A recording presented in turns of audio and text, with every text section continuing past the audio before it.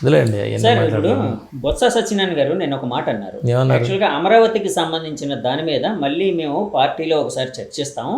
అంటే రాజధానిగా టీడీపీ వాళ్ళు కూటమి అంతా ప్రతిపాదించారు కాబట్టి, అంటే నడుస్తుంది కాబట్టి, అమరావతి అక్కడే ఉంది కాబట్టి అని అన్నారు. దాన్ని అంటే వాళ్ళు అంతకుముందు 3 రాజధానులు అన్నారు. ఫస్ట్లో అమరావతి ఓకే అన్నారు, తర్వాత మళ్ళీ 3 రాజధానులు అన్నారు. మళ్ళీ ఇప్పుడేమైనా యూటర్న్ తీసుకునే అవకాశం ఏమైనా ఉందా? అంటే ప్రజల ఆ అభిష్టానికి అనుగుణంగా మీకేమనిపిస్తుంది ఆ మాటలు? వైఎస్ఆర్సీపీ పార్టీయే యూటర్న్ పార్టీ. అది ఓకే, దాని బేసే ఫండమెంటల్ యూటర్న్లు. ఆ టర్న్లు కావాలి వాళ్ళకి. స్ట్రైట్ లైన్లో ఎప్పుడు వెళ్ళరు, యూటర్న్లు. సరే మంచిదే, సత్యబాబు గారు లాంటి వాళ్ళు అన్నారంటే మంచిదే కదా. మేము చెప్పిందే మీరు వినాలని మేము అనలేదు. అక్కడ మీరు మా దారిలోకి వస్తున్నారు అని అనలేదు. డెఫినెట్గా హ్యాపీ. ఎందుకంటే అక్కడ ఒక రాజధాని కట్టినప్పుడు అన్ని పార్టీలు సపోర్ట్ చేయాలి. ఇన్నాళ్ళకి మీకు కొంత ఆలోచన వచ్చింది, సరే మంచిదే కదా, మంచి ఆలోచనలే కదా. డెఫినెట్గా మేము వాళ్ళు మాట్లాడుతాం, మంచిదే కదా, మేము అప్రిషియేటే చేస్తాం. మా దానికి మీరు చెయ్యాలని మేము అనము. మీరు చెయ్యాలని, లేకపోతే మీరు చెప్పింది మేము చేయకూడదు అనేది లేదు కదా. ఎప్పుడు కూడా కంటిన్యూటీ ఆఫ్ అడ్మినిస్ట్రేషన్ ఉండాలి. అది కంటిన్యూటీ ఆఫ్ పాలసీస్ లేకపోతే ఎలాగవుతుంది? ఇబ్బంది లేదు. ఆహ్వానిస్తాం, డెఫినెట్గా ఆహ్వానిస్తాం. సార్ ఇప్పుడు వైజాగ్ స్టీల్ ప్లాంట్ ఇష్యూ అనేది యాక్చువల్ దేశవ్యాప్తంగా చాలా చర్చనీయాంశం అయింది, అందరూ గమనిస్తూ ఉన్నారు. అంటే వైజాగ్ స్టీల్ ప్లాంట్ ఇష్యూకి సంబంధించి నిన్ననే ఏదో క్యాంటీన్లు మూతపడ్డాయి ఇలాగని చెప్పి అన్నారని రకరకాలు నడుస్తున్నాయి. యాక్చువల్గా మీ కూటమి ప్రభుత్వం అంటే అక్కడ ఎమ్మెల్యే గారు, స్థానిక ఎమ్మెల్యే గారు కానీ, లేకపోతే కూటమి ప్రభుత్వం అంతా ఏమన్నారు అంటే 1400 కోట్లు సెంట్రల్ గవర్నమెంట్ నుంచి తీసుకొని వచ్చాము అక్కడ స్టీల్ ప్లాంట్ పునరుద్ధీకరణ కోసం అని చెప్పారు. కానీ మరి అలాంటి సమయంలో అంటే 1400 కోట్లు అంటే చిన్న విషయం కాదు, అది చాలా ఎక్కువ అమౌంట్.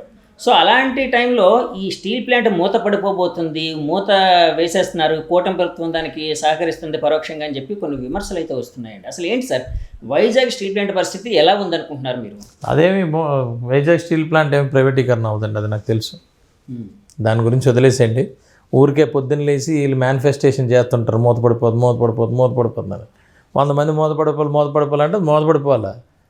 అంటే మేనిఫెస్టేషన్ వల్ల పనులు అవుతాయి. ఎందుకు అవుతాయి? డెఫినెట్గా అవుతాయి. మీరు శుభ్రంగా కోరుకోండి, అది మూతపడదు, ఎట్టి పరిస్థితుల్లో మూతపడదు. ఊరికే ఇప్పుడు అడ్మినిస్ట్రేషన్ వాళ్ళు మేనిఫెస్టేషన్ చేస్తారు. అవును, ఊరికే తెలియకుండా మేనిఫెస్టేషన్ అవుతుంది తెలియకుండా. మనం ఏం కోరుకున్నా మన నోట్లోంచి ఏమొస్తుంది, అది కావాలా వద్దా కూడా తెలియదు. అర్థమైందా మీకు? మీరు ఎందుకు నమ్ముతారు? మీరు నమ్మకండి. మీరు నమ్మేది ఇది అవ్వదు, ఇది ప్రైవేటీకరణ అవ్వదు, మీరు చేయండి. ప్రైవేటీకరణ అవ్వదు. మా ఇప్పుడు ఎన్ని రోజులైంది ఇది వచ్చి? ఎన్ని రోజులైంది ఏదొచ్చి ఈ పర్టికులర్ వైజాగ్ స్టీల్ ప్లాంట్ ప్రైవేటీకరణ అవుతుందని?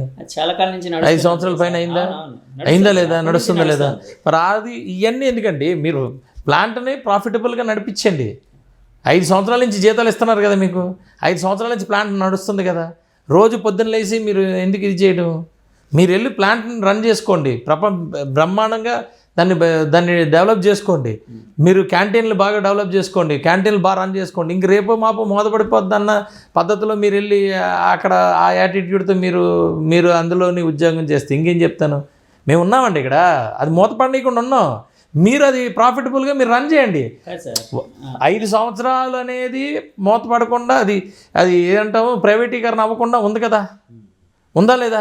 ఇదే కదా వాస్తవం. మరి 5 సంవత్సరాలు అద్భుతాలు సృష్టించలేమా? ఎవరి వల్ల ఆగింది? పవన్ కళ్యాణ్ గారి వల్లే, చంద్రబాబు నాయుడు గారి వల్ల ఆగిందా లేదా? మరి ఈ గ్యాప్లోని మీరు జాగ్రత్తగా దాన్ని ఇంకా కాంక్రీట్గా చేయొచ్చు కదా. ఎన్నాళ్ళు మేము కాస్తాం? ఎన్నాళ్ళు కాయాలి? ఎంతసేపు ప్రైవేటీకరణ అవుతుంది ఎవడో వచ్చి ఒక జెండా తగిలించుకొని ఇది ప్రైవేటీకరణ అవుతుంది నీకు ఊడి చెప్పాడే. 5 సంవత్సరాల నుంచి అవ్వలేదు, ఇంక అవుతుందా? నువ్వేం చేస్తున్నావు అది అవ్వకుండా ఉండడం కోసం? ప్రతి ఒక్కడు నేనేం చేస్తున్నాను అనేది ప్రశ్నించుకోండి. నేనేం చేస్తున్నాను? అవ్వనివ్వకుండా నేను కాపాడుతున్నాను. ఆ లోకల్ ఎమ్మెల్యే ఏం చేస్తున్నాడు? అవ్వనివ్వకుండా ధర్నా చేశాడు, ఆమరణ నిరాహార దీక్ష చేశాడు.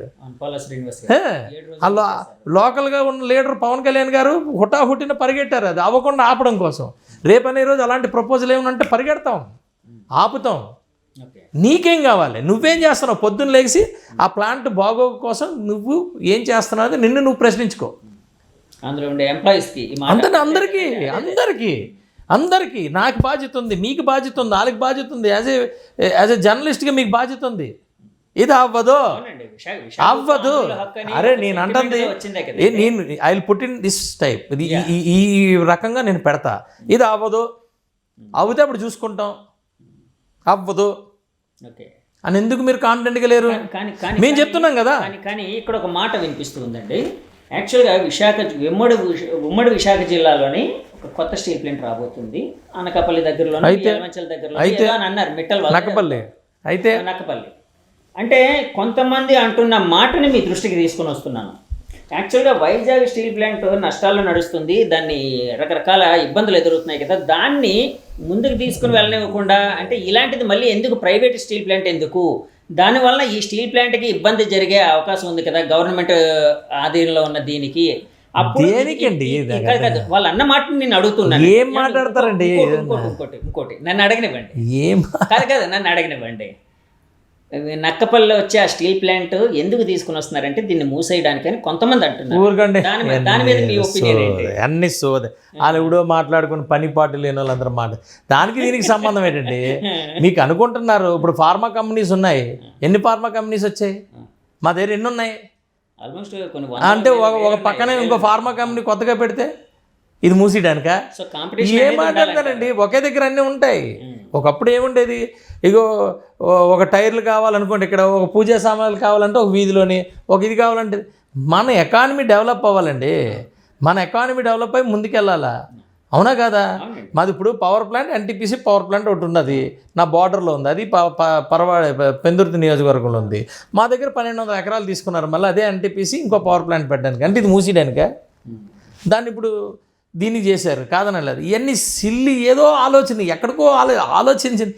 సార్ నేను చెప్తున్నాను, యాజ్ ఏ విశాఖపట్నం వాసిగా నేను ఒకటి చెప్తుంది చాలా క్లియర్గా, మన చేతుల్లో మన ప్లాంట్ ఇంకా ఉంది, అది గుర్తించండి. మన చేతుల్లోనే ఉంది. ఆ మన చేతుల్లో ఉన్నప్పుడు దాన్ని ఎలాగ మనం సక్సెస్ఫుల్గా తీసుకెళ్లాలనే దాని మీద ఆలోచించండి. ఈ ధర్నా లేదో అది ప్రాపర్గా రన్ అవ్వడం కోసం చేసుకుందాం, ఆ శ్రమ అంతా ప్రాపర్గా రన్ అవ్వడం చేసుకుందాం. దాన్ని ఆపే బాధ్యత మాది. ప్రైవేటైజేషన్ ఆకుండా ఆపే బాధ్యత మాదే. ఆ రోజు చెప్తున్నాం కదా, నీకు అక్కడ లేనప్పుడు అలా ఎలా రాసుకోమనండి, ఏదన్నా రాసుకోమనండి. మీరు పార్లమెంట్లోనే అడగమనండి, తప్పే ఉంది, అడగమనండి. పార్లమెంట్లో అడిగితే వాళ్ళు సమాధానం చెప్పమనండి. మీకెందుకు? ఇక్కడ పవన్ కళ్యాణ్ ఉన్నారు, చంద్రబాబు నాయుడు గారు ఉన్నారు, మేము చెప్తున్నాం కదా, అది అవ్వదు. మీరు కానివ్వండి. మీరు అప్పటి వరకు ప్రాఫిట్ ఎన్నాళ్ళు లాస్ తెచ్చుకున్నాం? మనం 1400 కోట్లు తెచ్చాం. అంతకుముందు వాజ్పేయి గారు ఉన్నప్పుడు ఇచ్చారు, మళ్ళీ రేపు ఇస్తారు. అదేంటది? పక్కన ప్లాంట్స్ అన్ని చిన్న చిన్న ప్లాంట్స్ కూడా ప్రాఫిటబుల్గా వెళ్తున్నాయి. ప్రాఫిట్ లాసు అనేది business, you have to do the business. Sir ఇప్పుడు యాక్చువల్లీ స్టీల్ ప్లాంట్ అనగానే మొత్తం చాలా గొప్ప స్టీల్ ప్లాంట్, చాలా గొప్ప స్టీల్ ప్లాంట్. ఒకప్పుడు కాదు, ఇప్పటికీ కూడా. సార్ ఎందుకు లాసుల్లోకి వెళ్తుంది సార్? అంటే మామూలుగా మీ అనాలిసిస్ ఏంటి? సార్ నా అనాలిసిస్, నేను కూడా స్టీల్ ప్లాంట్లో సివిల్ కాంట్రాక్టర్ అండి. నేను professional in steel plant construction. జేఎస్డబ్ల్యూలో మేము చాలా వరకు కొన్ని స్ట్రక్చర్స్ మేమే చేయగలం ఇండియాలో సివిల్ కాంట్రాక్ట్స్లో. సరే, నేనేమంటానంటే ప్రాఫిట్లు లాస్లు అనే దాని మీద అది బిజినెస్ అండి. ఆ బిజినెస్ చెయ్యాలి. ఎంతసేపు ఏంటనే దాని మీద ఇప్పుడు మాట్లాడితే ఎవరు మనస్సాక్షికి వాళ్ళ దగ్గర ఆన్సర్ ఉందండి. ఇప్పుడు నేను మాట్లాడి ఏదో కాంట్రవర్సీ అది కాదు, మాట్లాడాల్సినప్పుడు డెఫినెట్గా మాట్లాడతాను, అందులో డౌటే లేదు. ఇప్పుడు మనం రక్షించుకోవాలంటే ప్రతి ఒక్కడు కూడా ఎవరి బాధ్యతలు తీసుకోవాలి. అంతేగాని అందరు తీసుకొచ్చి ఒకరి మీద ఒత్తిడి పెట్టేసి మేము ఖాళీగా కూర్చుంటాం, మేము ఎలాంటి పడితే అలాంటి రెచ్చగొట్టేస్తుంటాం జనాలని, మీలాంటి వాళ్ళు మేము మాకెందుకని మేము అలా ఉండకూడదు, ఉండకూడదు. అలా కాదండి ప్రెస్, అలా కాదండి. మీ రెస్పాన్సిబిలిటీ మీకు ఉంటుంది కాదండి, జర్నలిస్ట్ రెస్పాన్సిబిలిటీ జర్నలిస్ట్కి ఉంటుంది కాదా? చెప్పండి. ఉంది కాబట్టి మీ ద్వారా క్లారిటీ కోసం. క్లారిటీ ఏం క్లారిటీ అండి? 5 సంవత్సరాలు 5-6 కాదండి నేను అంటుంది, 6-7 సంవత్సరాలు, 5-6 సంవత్సరాల నుంచి 7 సంవత్సరాల నుంచి ప్రైవేటీకరణ అవుతుంది అని మీరు రాస్తున్నది అవ్వలేదండి. సార్ నేను దాని ప్రొసీజర్ ఏంటి? అలా కాదు, నేను మీరు ఒక బాధ్యతాయుతమైన పదవిలో ఉన్నారు, బాధ్యతాయుతమైన ఉన్నారు కాబట్టి మీ ద్వారా క్లారిటీ నిజం అందరికీ అడిగాను సార్. నిజం అందరికీ తెలుసు, మన బాధ్యత ఏంటి సార్? ఈరోజు అలా కాదండి, రేపు బతికుండాలంటే ఈరోజు మనం అన్నం తినాలా లేదా? 10 సంవత్సరాల వరకు మనం బతికుండాలంటే ఈరోజు అన్నం తినాలి లేదా? ఈరోజు వదిలేసి 10 సంవత్సరాలు బతుకుంటాము. అప్పుడు 2034కి నా పరిస్థితి ఏంటి? 2034 నా పరిస్థితి ఏంటంటే ఎలాగా? ఈరోజు నువ్వు ముందు అన్నం తిను, ఈరోజు నువ్వు ఎక్సర్సైజ్ చెయ్యు, ఈరోజు నువ్వు ఆరోగ్యం కాపాడుకో. అది నీ చేతుల్లో ఉంది. 34 భగవంతుడి చేతుల్లో ఉంది. ఎంతసేపు భగవంతుడా నేను 34లో నేను బతికుండాలంటే ఇక్కడ ఎగిరిపోతావు నువ్వు. ఫస్ట్ నీ ఆరోగ్యం పాడైపోతుంది. అంతే ఇప్పుడు ఆరోగ్యం పాడైపోతుంది.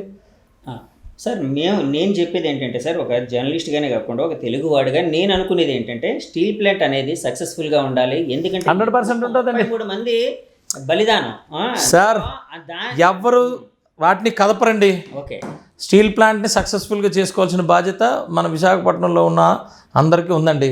దాన్ని ప్రాపర్గా రన్ చేసుకోవాలండి. అందరినీ రన్ చేయమనండి. ఎట్టి పరిస్థితుల్లో నాయకులను మనం ఉన్నాం 100%. వాటిని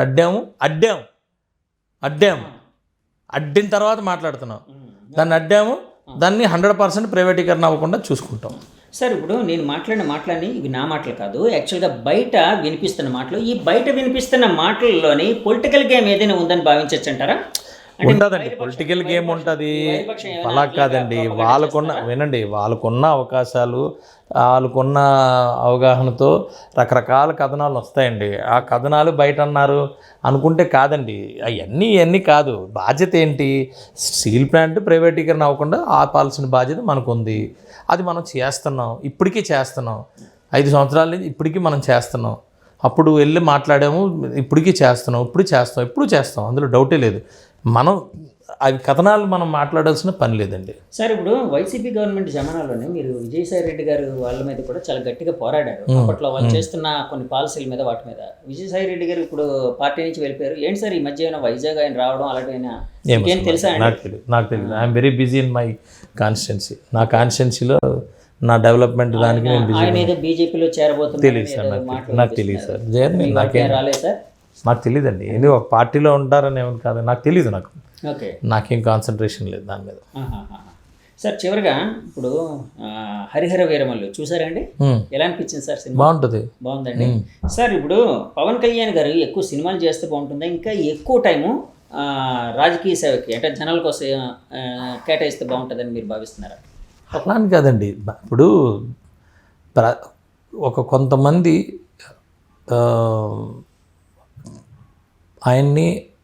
ఆయన సినిమాలు చూడాలని అనుకుంటారు. నాతో సహా నేను కూడా అనుకుంటారు. ఏమండి, ఎందుకంటే ఆయన మనస్తత్వం నాకు తెలుసు కాబట్టి ఆయన ప్రజల కోసం పనిచేయాలనేదే నా ఇది.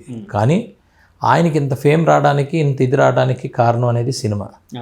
ఒక పిచ్చిగా ఉండే ఒక ఫ్యాన్స్ మనం అందరం ఉన్నాం.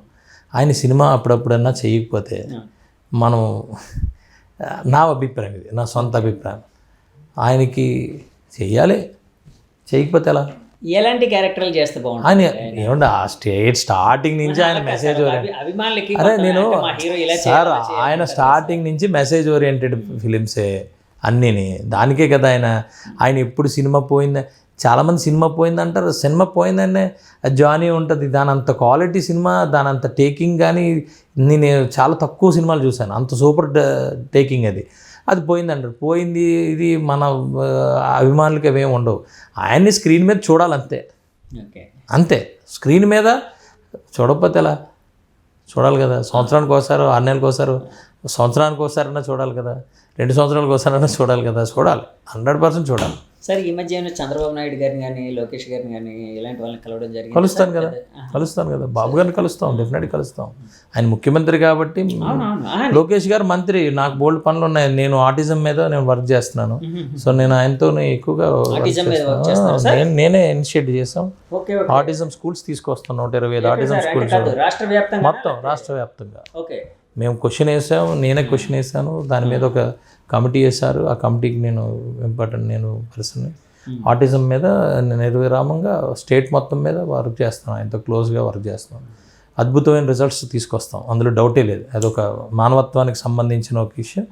అది లోకేష్ గారు కానీ, చంద్రబాబు నాయుడు గారు కానీ, పవన్ కళ్యాణ్ గారు కానీ, ఇది అంతా కూడా వాళ్ళు ముగ్గురే కాదు, అందరూ ఏకదాటిపై ఒక దీని మీద అందరూ మొత్తం అసెంబ్లీలో ఉన్న నాకు తెలిసిన అందరు ఎమ్మెల్యేలు మెచ్చుకున్న సబ్జెక్ట్ అది. అవునండి, అద్భుతమైన, ఎందుకంటే చాలా తక్కువ మంది దాన్ని కాన్సన్ట్రేట్ చేస్తారు కదా. ఇది నా లైఫ్ టైం ప్రాజెక్ట్ అండి అది. ఓకే, అవునండి.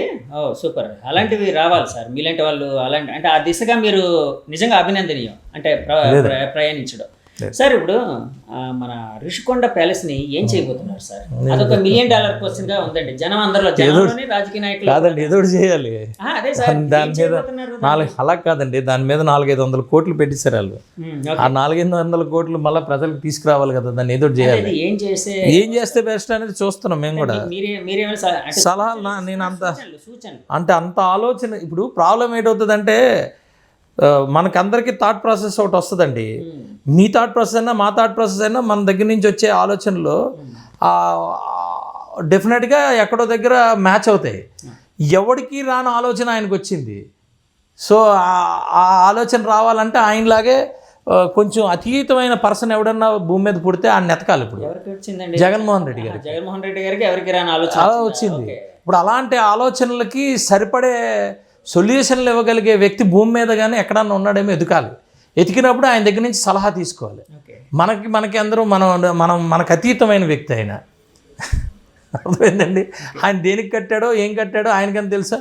మరి అది ప్రజల కోసం వాడాలంటే ఏం చేయాలనే దాని మీద చాలామంది మాట్లాడతారు. అదేదో డెస్టినేషన్ వెడ్డింగ్ ఇద్దాం, అది ఇద్దాం, ఇది ఇద్దాం, అవన్నీ బ్రేక్ ఈవెన్ అవ్వవు. పెట్టిన ఇన్వెస్ట్మెంట్కి బ్రేక్ ఈవెన్. అది ఇట్స్ అండ్ టూరిజం మనీ. అది టూరిజం మనీ, అది కార్పొరేషన్. అది ఇప్పుడు దాని మీద ఇప్పుడు దానికి ప్రాఫిట్ రావాలి. 500 కోట్లు బ్లాక్ అయిపోయి ఇదైపోయి ఉంది. దాన్ని ఎలాగ చేయాలంటే ఎతకాలి. అలాంటి వ్యక్తిని ఎవరన్నా ఎతకాలి. అందుకే నేను కూడా చెప్తున్నాను, అలాంటి వ్యక్తిని ఎతికితే ఎవడు అనేది ఇప్పుడు మాకు తట్టట్లేదు, మీకు తట్టదు, ఎవరికి తట్టదు. మీరు చెప్పండి, మేము పిలుస్తాం. కావాలంటే అన్ని ప్రొఫెషన్స్ నుంచి మేము ఆహ్వానిస్తాం. ఒకరోజు ఇవ్వండి. మీరు ఎవడు సలహా ఇవ్వలేడు. ఇవ్వాలంటే ఆయనలాగా ఆలోచించే వ్యక్తి భూమి మీద ఎవరన్నా పుట్టుంటే ఆయనతో తీసుకోవాలి. సో ఆ వ్యక్తిని వెతుకుతున్న పరిస్థితుల్లో ఉన్నాం. ఓకే సార్, థ్యాంక్ యూ అండి. చాలా విషయాలు మీరు మాతో పంచుకున్నారు. థ్యాంక్ యూ అండి. వ్యూస్ చూసారు కదండి, ఇది యలమంచిలి ఎమ్మెల్యే జనసేన నాయకులు సుందరపు విజయ్ కుమార్ గారి బ్లాస్టింగ్ ఇంటర్వ్యూ. సో చాలా విషయాలు ఆయన మాట్లాడారు. ఈ ఇంటర్వ్యూ మీకు నచ్చితే మా ఛానల్ లైక్ చేయండి, కామెంట్ చేయండి, షేర్ చేయండి, సబ్స్క్రైబ్ చేయండి. Thank you very much. Signing off మీ జగదీష్. Bye bye.